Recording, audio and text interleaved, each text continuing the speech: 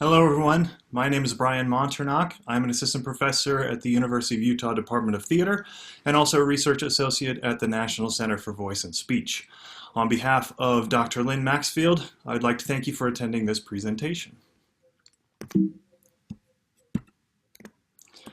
So here's the slide we were going to show had we been in Chile, demonstrating how similar Santiago is to Salt Lake City. But we're not in Santiago right now, and we're not even in Minneapolis, but I still wanted to include the slide. So we had 4 questions for this study. We wanted to see if university students progress from year to year in their vocal studies, and as they do, what measurable changes could we find in their singing. We specifically wanted to look at their belt, mix, and legit to see if there are measurable differences. We wanted to see if mix more closely resembles belt or legit in the student population. And we also wanted to see if a student singing would become measurably more like their voice teachers over the course of 4 years of study. So for this population, we had 3 student singers, all women, all music theater majors. We tracked them for 4 years in a row.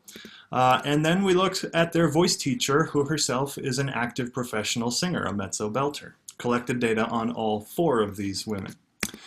For the procedure, this is something that Lynn and I have used in a couple of different studies. We asked everyone to sing a 5-note scale. Sustaining that top note for 5 seconds. We then excerpt 2.5 seconds of that top note for analysis. And we had them do this in 4 different keys so that the top notes they reached were C5, that's the C right above middle C, D flat 5, D5, and E flat 5. So those are the pitches we're looking at. We asked each participant then to sing these in what they perceive to be a legit style, what they perceive to be a mix, and what they perceive to be a belt. Here are the materials we used. You can pause your screen if you'd like to look more specifically at those. We also took EGG data. Unfortunately, that was inconsistent from student to student and pitch to pitch. So in the end, we had to throw that out. And so this study really just became an acoustic study rather than glottal.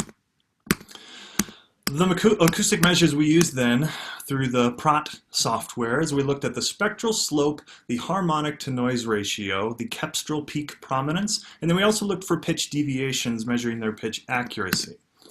So the first set of results that we got showed significant variability between subjects, between their style of voicing, and between pitch. And we also found no recognizable, discernible trends when we looked specifically at the harmonic to noise ratio. But we had a little better luck with cepstral peak prominence. So this is a measure that higher values of CPPS generally equate to greater periodicity in the sound. There's one study that associated higher CPPS with increased sound pressure level. So maybe CPPS higher numbers indicate just a louder signal. It's also higher CPPS numbers in singers than in non-singers, so it might be an indication of training. Also, trained solo singers had higher CPPS numbers in one study than choral singers who did not have additional vocal study outside of a choral setting, but those choral singers had higher CPPS numbers than non-singers. So again, something we might associate with training. And then there was another study that associated CPPS in decreasing values with pressed voice, something we might equate to belt, having the highest numbers, neutral being in the middle, and breathy being in the lowest. So we could kind of correlate those to belt, mix, and legit. And that indeed is what we saw in our professional. We also looked then at spectral slope, and there's more robust literature associating spectral slope, belt having a shallow slope, more high energy content in the sound, high harmonic energy, and classical singing emphasizing the fundamental and having a steeper roll-off of the energy. So with our professional singer, the voice teacher, her CPPS was ordered for all of the lowest 3 pitches, C, D flat, and D, not the E flat. But for all of the lowest pitches, they had the highest number of CPPS in their belt, the lower in mix, and lowest in legit. Every pitch followed that except for the E flat. And in each of those cases for our professional, her mix was closest to legit rather than to belt. Even on the lowest pitch, the C, her mix was still closer to a legit. Similarly, in spectral slope on each of those lowest 3 pitches, her belt, every sample, her belt had the shallowest slope, mix had a steeper slope and legit had the steepest slope. And once again, in each of those lower three pitches, her mix was closer to her legit. So those are the means that we use to compare our students with, since they were much less consistent. So for the CPPS, we only included the student samples, only considered the samples that followed that same order of belt, mix, legit, being high, lower, lowest. Same with spectral slope. We only considered the student samples that followed the direction of their teacher, where it was belt, mix, legit, progressively steeper. And then we zeroed in on the mix to see, for these students, was their mix closer to belt or closer to legit? So here's student 1. You can see on the left the CPPS, and the empty boxes are the samples that did not fit that progression that their teacher met. And you can see this is their mix specifically. So you can see which mix of the accepted samples was closer to legit and closer to belt. So by year 4, 3 of her 4 pitches, this student had closer to legit than belt in CPPS, and 2 of the 4 that we could consider, 2 of the 3 that we could consider on spectral slope. For the second student, you could see she was much more successful in her CPPS of matching that same, every sample went high, medium, low from belt, mix to legit, and by year 4, all 4 of her pitches were, like the teacher, at least on the lowest 3, were closer to mix than they were to belt. And they didn't start that way. They moved from belt toward legit. Less specific on spectral slope, but we saw at least in that one pitch, the D flat, she moved closer to legit. For the third student then, again, fewer samples that fit the category, but we could see on at least the D flat, both on CPPS and spectral slope by year 4, this student was making a mix that was closer to legit like her teacher, at least on the one pitch. So then we also looked at our pitch accuracy. Now all of these pluses indicate improvement from the previous year to the year indicated. And then the A marks which style of voicing was most accurate between belt, mix, and legit. So you can see for student 1, there are a whole lot of pluses in years 3 and 4, indicating improvement from that previous year. Not as much for the second student, although it's interesting to see again which pitch or which style of voicing was her most accurate. But again, by the time we get to student 3, there was a lot of improvements from years 3 and 4 as far as accuracy.